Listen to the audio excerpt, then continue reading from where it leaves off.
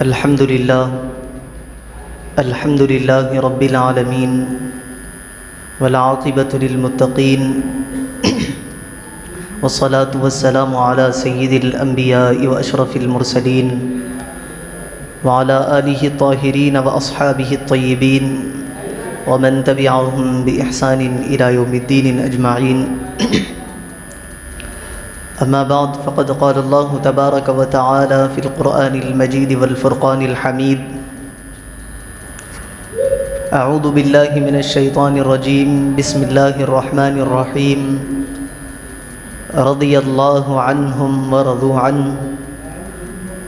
صدق الله مولانا العظيم. وقال تعالى في شأن عظمة حبيبه الكريم: إن الله وملائكته يصلون على النبي يا أيها الذين آمنوا صلوا عليه وسلموا تسليما. اللهم صل على سيدنا محمد وعلى آله وصحبه أفضل صلواتك وعدد معلوماتك وبارك وسلم. نگاہ مرحمت چشم عنایت یا رسول اللہ. نگاہ مرحمت چشم عنایت یا رسول اللہ. پریشاں حال ہے ہم اہل سنت یا رسول اللہ. اور اٹھا رکھا ہے سر ہر سمت پھر تخریب کاروں نے. اٹھا رکھا ہے سر ہر سمت پھر تخریب کاروں نے. بظاہر بن کے ہمدردان ملت یا رسول اللہ. بظاہر بن کے پھر ہمدردان ملت یا رسول اللہ. اور مدینے سے اٹھے پھر ابر رحمت یا رسول اللہ. مدینے سے اٹھے پھر ابر رحمت یا رسول اللہ. کرم ہو پھر بشکل انوار اللہ یا رسول اللہ. کرم ہو پھر بشکل امام انوار اللہ یا رسول اللہ. محترم حاضرین کرام و معزز سامعین کرام، اللہ تبارک و تعالیٰ کا بے پایا فضل و احسان ہے کہ اس نے ہمیں حضور آقائے نامدار مدنی تاجدار دو عالم کے مالک و مختار سید عالم سید ابرار صلی اللہ علیہ وسلم کی امت بابرکت میں پیدا فرمایا اور ہمیں اس پر فخر عظیم عطا فرمایا. الحمدللہ علی احسان عظیم. گزشتہ کئی دنوں سے، ایسا کہے کہ کئی مہینوں کئی سالوں سے سوشل میڈیا کے ذریعے صحابہ کرام علیہم الرضوان کی مبارک ہستیوں پر لعنتیں کرنا، طعنہ زنی کرنا، ان کا جو مقام ہے اس کو مجروح کرنے کی ناپاک سازشیں اور کوششیں کی جا رہی ہے. اب یہ فتنہ حیدرآباد میں سر چڑھ کر بول رہا ہے. اسی طرح ہم ہندوستان کے اندر دیکھیں، بیرون ہندوستان پڑوسی ملک میں دیکھیں، جہاں دیکھیں ایک یہ فتنہ سر اٹھاتے جا رہا ہے. گزشتہ چند دنوں قبل پاکستان میں حضرت ابوبکر صدیق رضی اللہ تعالیٰ عنہ اور حضرت عمر فاروق رضی اللہ تعالیٰ عنہ اور دیگر جلیل القدر صحابہ کرام پر شیعوں کی طرف سے کھلے عام وہاں پر ان پر لعن و طعن کیا گیا، تبرہ کیا گیا. یہ تو ان کا مذہب ہے، وہ تو صحابہ کرام کو ماننے سے انکار کرتے ہیں. لیکن اہل سنت والجماعت میں بھی کچھ ایسی ذہن کے لوگ پیدا ہو گئے ہیں جو اپنی کیا کہنا چاہیے کہ اپنے علم پر ناز کرنے والے، عمل ان کے پاس کچھ نہیں ہے، صرف علم کا عین بھی ان کے پاس موجود نہیں ہے، لیکن اپنے آپ کو عالم بنا کر پیش کر رہے، پیش کرتے ہوئے جو رافضیوں کے طریقے ہیں ان کو اہل سنت کے اندر ڈالتے جا رہے ہیں. اس سے پریشان ہونے والے ہمارے سنی مسلمان بھائی ہو رہے ہیں، جن کو زیادہ علم نہیں ہے، علماء سے ان کی صحبت نہیں ہے، جلسوں میں وہ آتے نہیں ہیں. ایسے لوگ وہ سوشل میڈیا، ان کا تو صبح شام یہی وتیرہ ہوتا ہے، جب بھی خالی بیٹھے فیس بک کھول لیے، واٹس ایپ کھول لیے، اسی پر وہ اپنا ٹائم پاس کرنے میں لگے رہتے ہیں. ایسے حضرات بڑی تعداد میں ان کے اس مکر و فریب کے اندر آتے جا رہے ہیں، جو لوگ صحابہ کرام رضوان اللہ علیہم اجمعین پر تبرہ کر رہے ہیں. یاد رکھو، اللہ تبارک و تعالیٰ نے جو حضور پاک علیہ الصلاۃ والسلام کی مقدس جماعت صحابہ ہے ان کے بارے میں فرما دیا رضی اللہ عنہم ورضوا عنہ. یہ اللہ کا آخری فیصلہ ہے، اس پر آپ اور ہم بولنے والے کوئی نہیں ہے. اللہ نے فرمایا کہ اللہ ان سے راضی ہے اور وہ اللہ سے راضی ہے. اب یہ اللہ کا فرمان آ جانے کے بعد کسی مولوی، کسی ملا کو، کسی مشائخ کو، کسی پیر کو صحابہ کرام پر طعن و تشنیع تبرہ کرنے کی کوئی ضرورت نہیں ہے۔ ہاں صحابہ کرام میں اختلافات ہوئے ہیں، وہ ان کی اپنی حد تک ہے، جن کے بارے میں حضرت امام شافعی اور اسی طرح حضرت عمر بن عبدالعزیز رحمۃ اللہ علیہ اسلام کے پہلے مجدد ہے، ان کے سامنے ان واقعات کو ذکر کیا گیا تو انہوں نے کہا کہ اللہ تبارک و تعالیٰ نے ہمیں اس دور میں پیدا نہیں کیا، ہم ان کے دور میں تلوار اٹھانے سے بچ گئے ہیں، تو ہم اس دور میں آ کر اپنی زبانوں کو ان کے اس ذکر سے محفوظ رکھے، کیونکہ ان کے بیچ میں ان کے معاملات ہوئے ہیں، یقیناً وہ برحق ہے، تاریخ اس کو بیان کرتی ہے، سننے والا سنتا ہے، کہنے والا کہتا ہے۔ بڑے بڑے مورخین نے ان واقعات کو لکھا ہے، لیکن کبھی انہوں نے اپنی زبان درازی نہیں کی۔ جو تاریخ میں ہوا ہے یہ ہوا واقعہ، اس کو کہنا پڑھنا ضروری ہے، معلوم چلے گا، لیکن کسی نے ان پر طعن نہیں کیا، تشنیع نہیں کی، گالی نہیں دی، ان کے اوپر کوئی تہمت نہیں لگائی۔ لیکن آج کل کے کچھ لونڈے لفنگے، میں بڑی سخت زبان استعمال کر رہا ہوں، کیوں استعمال کر رہا ہوں کہ جہاں پر صحابہ کرام رضوان اللہ علیہم اجمعین کی ذات ہے، اس کے برعکس ہم کسی کو نہیں مانتے۔ صحابہ کرام جیسی جلیل القدر ہستیوں پر یہ لونڈے بک رہے ہیں، اور کچھ لوگ اس کو امن کی خاطر چھوڑتے جا رہے ہیں، اور آج حد یہاں تک آ گئی ہے کہ وہ حضرت ابو بکر پر بھونکنے لگ گئے، یہاں تک کہ حضرت ابو ہریرہ رضی اللہ تعالیٰ عنہ پر بھی وہ لوگ طعن و تشریح کرنے سے گریز نہیں کر رہے ہیں۔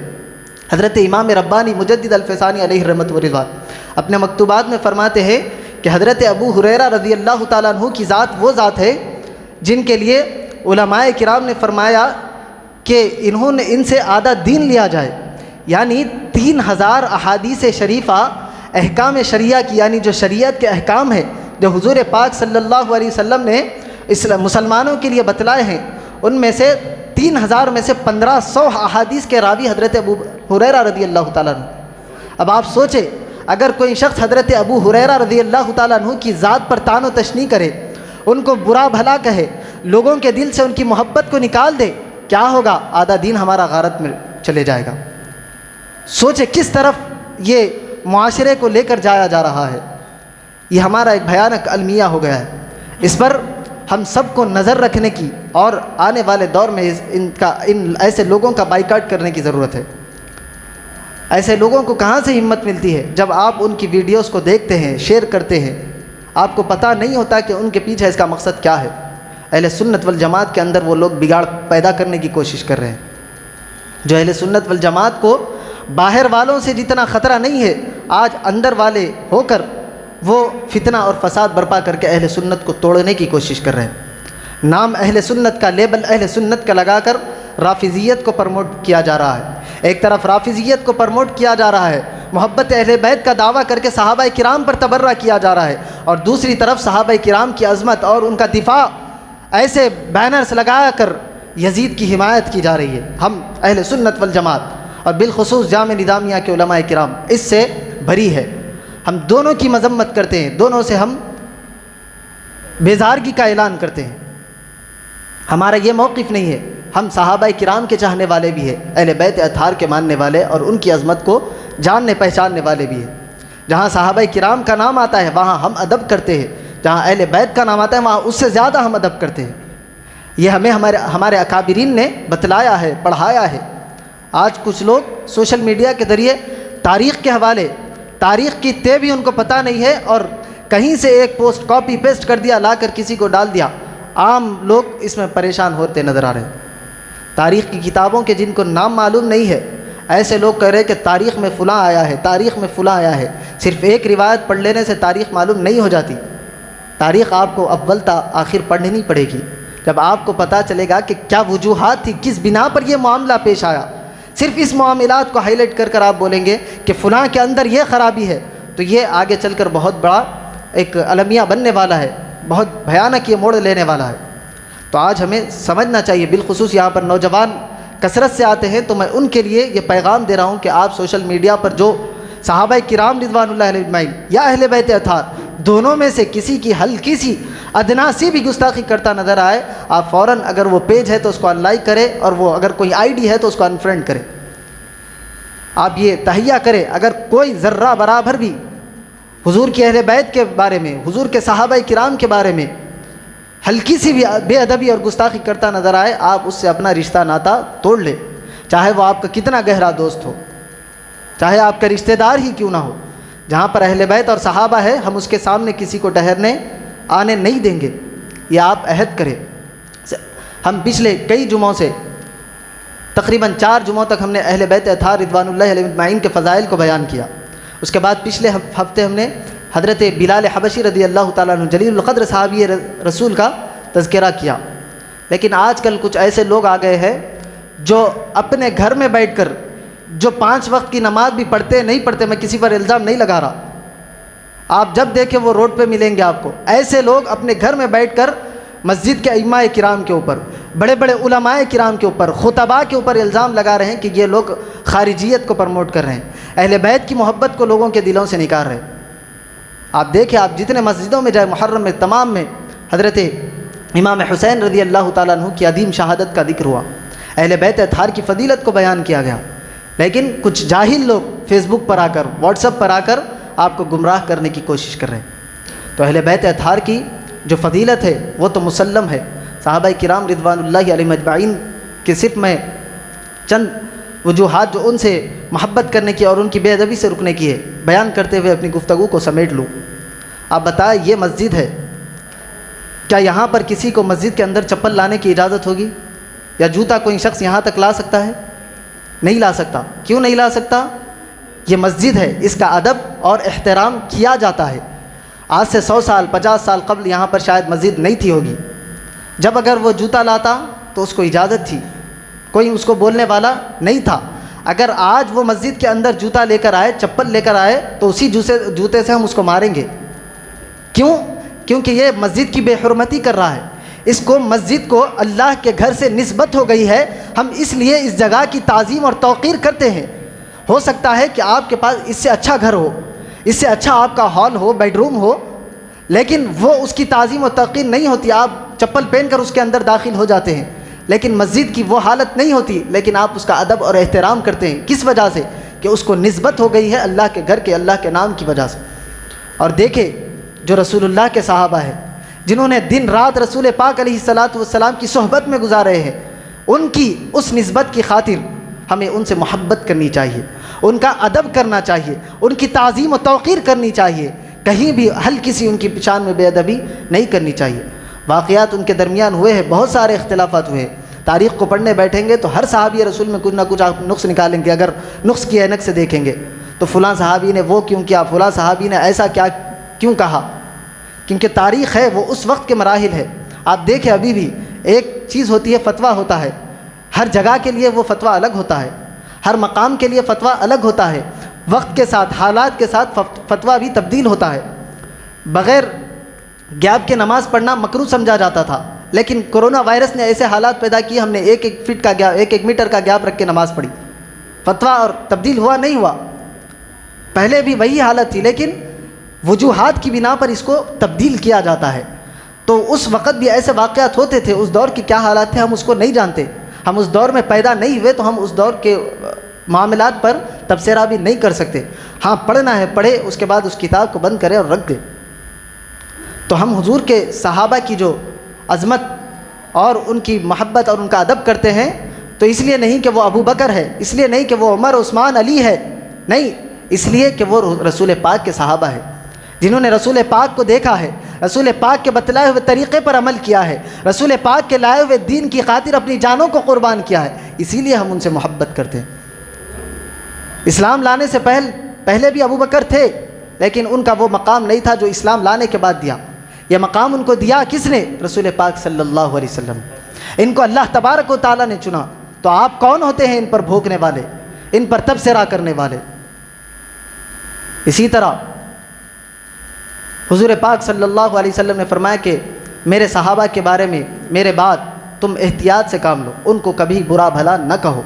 یہ رسول پاک صلی اللہ علیہ وسلم نے اپنے صحابہ کو تعلیمات دی۔ آنے والے واقعات کو حضور پاک صلی اللہ علیہ وسلم دیکھ رہے تھے کہ کیسے کیسے واقعات رونما ہونے والے ہیں، کیا کیا وجوہات پیش آئیں گی، اس پر کون کیا تبصرہ کرے گا، یہ حضور جانتے تھے۔ حضور عالم الغیب ہے، ہمارا عقیدہ ہے، ما کان وما یکون کا علم حضور پاک صلی اللہ علیہ وسلم کی دسترس میں ہے۔ حضور جو ہو چکا ہے اس کو بھی جانتے ہیں، جو ہونے والا ہے اس کو بھی حضور پاک صلی اللہ علیہ وسلم جانتے تھے۔ اسی لیے تو فرمایا کہ تم آنے والے معاملات میں ڈرو اللہ سے، اور صحابہ کرام پر ایسا تبصرہ نہ کرو کہ جن سے ان کی عزت پامال ہوتی ہوئی نظر آئے، چاہے وہ کوئی صحابی ہو، چاہے وہ ابو بکر صدیق ہو، چاہے عمر فاروق ہو، چاہے عثمان غنی ہو، چاہے علی مرتضیٰ ہو، چاہے حسنین کریمین ہو، چاہے دیگر حضرت ابو ہریرہ ہو، چاہے حضرت معاویہ ہو رضوان اللہ تعالیٰ علیہ مجمعین، کسی بھی صحابی رسول کی آپ بے ادبی اور گستاخی نہیں کر سکتے، وہ ان کے معاملات اپنی جگہ ہے۔ تو حضور پاک صلی اللہ علیہ وسلم نے ہم کو بتلایا۔ اب دیکھیں، اگر کوئی شخص ہے عمرے کے لیے جائے یا حج کے لیے جائے، واپس آئے میرے لیے ایک رومال لائے یا تسبیح لائے یا ٹوپی لائے، تو جب وہ شخص وہ لے کر آئے گا تو میں اس کو ادب کے ساتھ لوں گا، اس کو میں اپنی آنکھوں سے لگاؤں گا، اس کو چوموں گا۔ کیوں چوموں گا؟ کیونکہ وہ آنے والا معتمر، وہ حاجی، وہ عمرہ کرنے والا اس کو لایا ہے تو مدینہ شریف سے لایا ہے، اس کو مدینہ شریف سے نسبت ہے، میں اس نسبت کی بنا پر اس کا ادب کروں گا۔ آپ کھجور لا کر دیتے ہیں، میں اس کھجور کو کھاؤں گا اور اس کی گٹلی کو، ہمارے پاس ہے رواج، ادب کے ساتھ ایک بلند مقام پر یا ایک محفوظ مقام پر اس کو رکھ دیا جاتا ہے۔ کیوں تعظیم کی جاتی ہے؟ کہ یہ رسول اللہ کے شہر سے آئے ہوئے کھجور ہے۔ حالانکہ ہو سکتا ہے آپ کو وہ شال دینے والے کی شال پر میڈ ان چائنا کا اسٹیکر ملے، ٹوپی کی تھیلی پر بھی ہوتا ہے میڈ ان چائنا لکھا ہوتا ہے، تسبیح بھی کہیں اور کی بنی ہوئی ہو سکتی ہے، کھجور بھی عراق کا ہو سکتا ہے، کویت کا ہو سکتا ہے، یا سعودیہ کو چھوڑ کر کسی اور ایران کا بھی ہو سکتا ہے، بہت سارے جگہ کھجور نکلتے ہیں، لیکن اس کو نسبت نبی کے شہر سے ہے۔ نبی کے شہر کی جس نے ہوا کھائی، نبی کے دامن سے جو وابستہ ہو گیا، نبی کی گلیوں میں جو آ گیا، ہم اس وجہ سے اس کی تعظیم اور توقیر کرتے ہیں، چاہے وہ چیز کہیں کی ہو، کہیں بنی ہو، کہیں پیدا ہوئی ہو، لیکن ہم اس کی تعظیم اور توقیر نبی کے شہر کی وجہ سے کرتے ہیں۔ تو جس آج 1400 سال کے بعد ہم اس گلی میں آنے والے کھجور کی شال کی، تسبیح کی، ٹوپی کی عزت کرتے ہیں، اس کی عظمت کو پہچانتے ہیں، تو وہ صحابہ کرام جنہوں نے شب و روز حضور پاک کی بارگاہ میں گزارے، صحابہ کرام نے جن آنکھوں نے حضور پاک صلی اللہ علیہ وسلم کو دیکھا، اب آپ بتائیں کیا ان پر تبرہ کیا جا سکتا ہے؟ کیا ان کے خلاف گندی زبان کو استعمال کیا جا سکتا ہے؟ کیا ان کے خلاف کوئی بکواس کی جا سکتی ہے؟ ایسا کرنے والے کو علماء کرام فتویٰ دیتے ہیں کہ فاسق اور فاجر ہے، گمراہ ہے۔ حضرت ابو بکر کی شان میں اگر کوئی گستاخی کرتا ہے، ان کی صحابیت کو تسلیم نہیں کرتا، اس پر کافر کا فتویٰ دیا جاتا ہے، کیونکہ حضرت ابو بکر کی جو صحابیت ہے وہ قرآن سے ثابت ہے، باقی دیگر صحابہ کرام کی صحابیت آپ کو احادیث مبارکہ میں ملے گی۔ تو آج اگر دیکھیں، اگر کوئی حضرت ابو بکر ہو، حضرت عمر ہو، خلفائے ثلاثہ ہو، یا امیر المؤمنین حضرت علی ہو، یا حضرت حسنین کریمین ہو، یا کوئی صحابی ہو، حضرت ابو ہریرہ کی اب فی الوقت وہ شخص کر رہا ہے، میں آپ کو ایک ہنٹ دیتے چلوں، جس نے تھوڑے دن قبل وہ سرخیوں میں آیا تھا، کچھ سال قبل یا مہینوں قبل، اس نے بابری مسجد کو 500 کروڑ میں بیچنے کا دعویٰ کیا تھا۔ عالم دین ہے، ہندوستان کا نامور، وہ آج حضرت ابو ہریرہ رضی اللہ تعالیٰ عنہ کی شان میں گستاخی کر رہا ہے۔ ہم کسی بھی، کوئی ہو، کسی مسلک کا ہو، کسی مکتب کا ہو، صحابہ کرام اور اہل بیت کی جہاں بات آئے گی ہم اس کو تسلیم نہیں کر سکتے، ہم کھل کر اس کا بائیکاٹ کریں گے۔ اسی طرح حضرت امیر معاویہ رضی اللہ تعالیٰ عنہ، آپ کے اختلافات حضرت علی مرتضیٰ رضی اللہ تعالیٰ عنہ سے ہوئے، یقیناً ہوئے، وہ ان کے معاملات تھے، اس وقت کے کیا حالات تھے، آپ تاریخ پڑھیں گے تو معلوم ہوگا۔ آپ تاریخ نہیں پڑھیں گے اور صرف یہ کہیں گے کہ معاویہ حضرت علی کے مقابل میں آئے تھے اس لیے غلط ہے، تو یہ آپ کی بددیانتی ہے، آپ نے تاریخ میں سے چوری کی ہے، آپ نے آدھی بات عوام کو بتا کر گمراہ کی ہے۔ حضرت معاویہ رضی اللہ تعالیٰ عنہ جلیل القدر صحابی ہے، کاتب وحی ہے، اللہ کی کتاب جب حضور پر وحی آتی تھی تو آپ اس کو لکھا کرتے تھے۔ 3 سال سے زائد عرصہ ہوا میں یہاں پر خطابت کر رہا ہوں، لیکن آج تک ہم نے حضرت امیر معاویہ کی شان پر ایک جمعے پر پورا مستقل خطاب نہیں کیا۔ کیوں نہیں کیا؟ کہ ان ایسے معاملات ان کے ساتھ ہوئے کہ بولنے میں بڑی پریشانی ہوتی ہے۔ ہم بتانا چاہتے ہیں تو تاریخ حضرت علی مرتضیٰ کا جب یوم آتا ہے، رمضان میں بھی ان کا تذکرہ ہوتا ہے، اور رجب المرجب میں بھی آپ کا تذکرہ ہوتا ہے، محرم آتا ہے تو حضرت حسنین کا ہوتا ہے، سفر میں حضرت امام حسن کی شان بیان کی جاتی ہے۔ اسی طرح جب جب ایام آتے ہیں اہل بیت کے، حضرت امام زین العابدین کا ہم نے 2 جمعہ قبل تذکرہ کیا، حضرت امام جعفر کا ہم رجب میں تذکرہ کرتے ہیں، لیکن ان کا تذکرہ ہم نے نہیں کیا۔ کیوں؟ کیونکہ یہ صحابی رسول ہے، ان سے کچھ ایسے واقعات ہوئے ہیں، ہمارے اکابر علماء نے کہا کہ یہ واقعات ان کے علی مرتضیٰ کے درمیان ہے، آپ بیچ میں بولنے والے نہیں ہوتے، آپ اس پر تبصرہ نہ کریں۔ ہم اسی لیے اپنی زبان کو خاموش رکھتے ہیں، اپنے منہ کو وہاں پر بند رکھتے ہیں جہاں ہمارے اکابر علماء کرام نے، محدثین نے، مفسرین نے کہا کہ اپنی زبان کو بند رکھو، ہم اس لیے اپنی زبان کو بند رکھتے ہیں، نہ ہم ان کی تنقیص کرتے ہیں، نہ ہم ان کے فضائل بیان کرتے ہیں۔ ہاں ان کے فضائل بھی آئے ہیں لیکن ہم اس کو بیان نہیں کرتے۔ اللہ کے حبیب علیہ الصلوۃ والسلام نے دعا کی کہ اے اللہ معاویہ کو علم عطا فرما۔ ایک روایت میں ہے کہ معاویہ کے پیٹ کو علم سے بھر دے۔ یہ روایتیں بھی ہے، آپ کہاں لے جائیں گے ان روایتوں کو؟ حدیث کی کتاب میں ہے۔ آپ حضرت معاویہ پر طعن و تشنیع کرتے ہیں، صحابیت کے دائرے میں سے نکالنے کی کوشش کرتے ہیں۔ آپ مر جائیں گے لیکن حضرت معاویہ کو صحابیت کے دائرے سے نہیں نکال سکتے۔ یہ میں چیلنج کر کے کہہ رہا ہوں۔ آج کا کوئی ملا ہو، مولانا ہو، مفتی ہو، کتنا بڑا علامۃ الدہر ہو، ان کو صحابیت کے دائرے سے نہیں نکال سکتا۔ آج آدھی آیت پڑھ کے لوگوں کو گمراہ کیا جا رہا ہے۔ ہمارے اہل سنت کے لوگ سورہ حدید کی 10ویں آیت پڑھتے ہیں، اس میں کہتے ہیں، اس کا ترجمہ کہتے ہوئے کہ اللہ نے فرمایا کہ جو فتح مکہ سے پہلے ایمان لائے اور جو فتح مکہ کے بعد ایمان لائے، ان دونوں کا تقابل نہیں ہو سکتا، یقین نہیں ہو سکتا۔ کیوں نہیں ہو سکتا؟ اللہ نے بتلایا قرآن میں۔ سورہ حدید میں اللہ تبارک و تعالیٰ نے بتلایا کہ جو پہلے ایمان لائے، جو بعد میں ایمان لانے والے ہیں، وہ ایک دوسرے کے برابر نہیں ہو سکتے۔ اب آپ اتنی آیت کو پڑھ کر حضرت معاویہ پر یہ طعن کرتے ہیں کہ انہوں نے فتح مکہ کے بعد ایمان لایا تو ان کا ایمان قابل قبول نہیں ہے۔ نہیں، اللہ تبارک و تعالیٰ نے اسی آیت میں آگے فرمایا، لیکن یہ آیت بہت کم لوگ پڑھتے ہیں۔ اللہ نے فرمایا وَكُلًّا وَعَدَ اللَّهُ الْحُسْنَى، اور اللہ تبارک و تعالیٰ تمام صحابہ کرام کے ساتھ بھلائی کا وعدہ کرتا ہے۔ اس آیت کو بھی تو پڑھے، اس جملے کو بھی تو لوگوں کو بتائے۔ آدھی آیت کی ڈنڈی مار کر آپ لوگوں کو گمراہ کر رہے ہیں، اور لوگ ہے کہ فلاں مولانا آیت پڑھ دیے، ہو سکتا ہے صحیح ہے، ہمارے پاس علم نہیں ہے، اس کی باتوں میں ہم بہکتے ہوئے چلے جا رہے ہیں۔ اسی طرح حضرت ابو سفیان پر تبرہ کیا جاتا ہے۔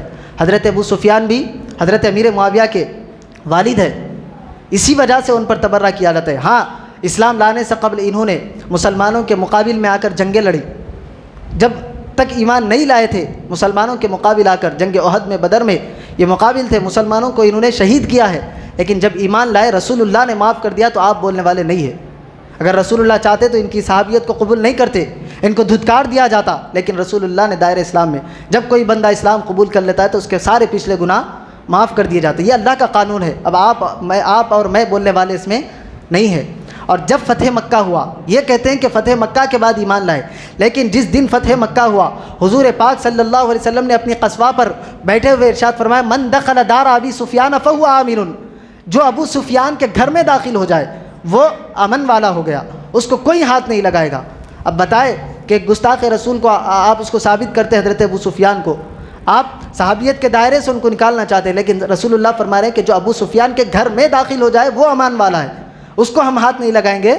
تو جو ابو سفیان کی تو فضیلت اس سے معلوم ہوتی ہے۔ ہمارے مفسرین کرام نے تفسیروں میں ان کا ذکر کیا ہے، بڑے ادب کے ساتھ ان کا ذکر کیا ہے۔ آپ ان تفسیروں کو کیا پھینک دیں گے نکال کے معاذ اللہ ان اوراق کو؟ آپ صرف اپنے مفاد کی بات نکال کر لوگوں کے ذہنوں کو گمراہ کر رہے ہیں۔ حضرت امیر معاویہ رضی اللہ تعالیٰ عنہ رسول پاک کے صحابی ہیں۔ اب آپ دیکھیں، اپنے آپ کو قادری کہنے والے، اپنے آپ کو چشتی کہنے والے، اپنے آپ کو چاہے کوئی سلسلے سے ہو، کوئی بھی سلسلہ ہو، لیکن مسلک میں امام اعظم کے پیروکار ہوتے ہیں، امام شافعی کے پیروکار، امام احمد کے، امام مالک کے پیروکار ہوتے ہیں۔ اب آئے میں آپ کو صرف ایک جھلک حضرت امیر معاویہ رضی اللہ تعالیٰ عنہ کی مرویات کے متعلق سناتے ہوئے میں اپنی گفتگو سمیٹ لوں۔ اور حضرت امیر معاویہ رضی اللہ، آج کل ایک شخص ہے، حنبلی ہے، امام احمد بن حنبل رحمۃ اللہ علیہ کا پیروکار ہے، اور یزید کو لے کر حضرت امام احمد بن حنبل کا سخت موقف ہے۔ حضرت امام اعظم نے یزید کو فاسق اور فاجر کہا، لیکن کافر نہیں کہا۔ فرمایا کہ اس کا اور اللہ کا معاملہ ہے، وہ جانے، اللہ تبارک و تعالیٰ جانے۔ لیکن حضرت امام احمد بن حنبل نے قرائن کو دیکھا، جو وجوہات تھی ان کو دیکھ کر حضرت امام احمد بن حنبل نے یزید کو کافر کہا۔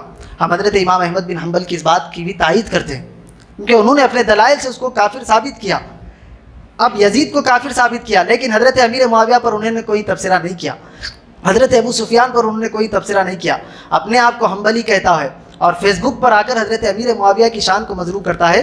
حضرت امیر معاویہ رضی اللہ تعالیٰ عنہ میں کہ آپ دیکھیں، بخاری شریف میں حضرت امام بخاری نے 32 روایتیں لائی ہیں۔ بخاری شریف جس کو قرآن کے بعد سب سے معتبر کتاب مانا جاتا ہے، حدیث کی سب سے پہلی کتاب اور سب سے معتبر کتاب، پہلی نہیں، اس سے پہلے بھی دیگر احادیث کی کتاب ہے، امام مالک کی موطا، امام مالک امام بخاری سے پہلے کی ہے، لیکن جو بخاری کو درجہ ملا وہ کتاب کو درجہ نہیں ملا۔ تو بخاری میں 32 روایتیں ہیں، امام مسلم نے 23 روایتیں لائی ہے، امام ابو داؤد نے 31 روایتیں لائی ہے، امام ترمذی نے 16 روایتیں لائی ہے، امام نسائی کا رونا یہ لوگ روتے ہیں کہ حضرت امام نسائی کو شہید کیا گیا، اس لیے شہید کیا گیا کہ وہ حضرت علی کے فضائل بیان کرتے تھے، حضرت معاویہ کی وہ تعریف نہیں کرتے تھے، تو حضرت معاویہ کے چاہنے والوں نے ان کا قتل کیا، ان کو شہید کیا، یہ رونا روتے ہیں۔ لیکن وہ خود امام نسائی حضرت امیر معاویہ سے اپنی کتاب میں 41 روایتیں لا رہے ہیں۔ کیا کریں گے آپ ان روایتوں کا؟ نکال کر پھینک دیں گے ان کتابوں سے؟ پھر آئے ابن ماجہ میں 18 روایتیں، ابن خزیمہ میں 18 روایتیں، ابن حبان میں 41 روایتیں، امام حاکم کی مستدرک میں 47 روایتیں، امام مالک کی موطا میں 13 روایتیں، نسائی کبریٰ میں 90 سے ایک کم روایتیں حضرت امام نسائی نے لائی ہے پھر سے۔ اور جن امام احمد بن حنبل کا اپنے آپ کو پیروکار کرتے ہیں، انہوں نے سب سے زیادہ 111 احادیث اپنی مسند امام احمد بن حنبل میں 111 روایتیں حضرت امیر معاویہ رضی اللہ تعالیٰ عنہ سے روایت کرتے ہیں۔ آپ کیا کریں گے؟ امام احمد بن حنبل کو مانتے ہیں، لیکن انہوں تو اپنی کتاب میں ان احادیث کو جمع کر رہے ہیں جن کے راوی حضرت معاویہ ہے، اور آپ ان کی تقلید کرتے ہوئے ان کی صحابیت کا انکار کر رہے ہیں۔ تو کیا آپ موطا حضرت امام احمد بن حنبل کی مسند کو بھی بدل دیں گے؟ ان میں سے 111 روایت کو نکال دیں گے؟ کہاں آپ لے کر جا رہے ہیں؟ میں نے پہلے ہی کہا تھا کہ صحابہ کرام پر طعن کرنا دین پر طعن کرنا ہے، ان کی عزت کو، ان کی آبرو کو مجروح کیا جائے گا، ان کی ذوات قدسیہ پر انگلی اٹھائی جائے گی، تو یہ دراصل ان پر نہیں بلکہ دین پر انگلیاں اٹھانے کے مترادف ہے، کیونکہ دین ہمیں انہی سے پہنچا ہے، ان سے تابعین، ان سے تبع تابعین، ان سے اولیاء مجتہدین سے پہنچتے پہنچتے ہم تک دین پہنچا ہے۔ اللہ تبارک و تعالیٰ سے دعا ہے کہنے اور سننے سے زیادہ اعمال صالحہ کی توفیق عطا فرمائے، حضور پاک صلی اللہ علیہ وسلم کے صحابہ کی محبت اور اہل بیت کی تعظیم کرنے والا بتائے، اور اہل بیت اطہار نے جس طرح صحابہ کرام کی محبت کا درس دیا ہے، ان کی تعظیم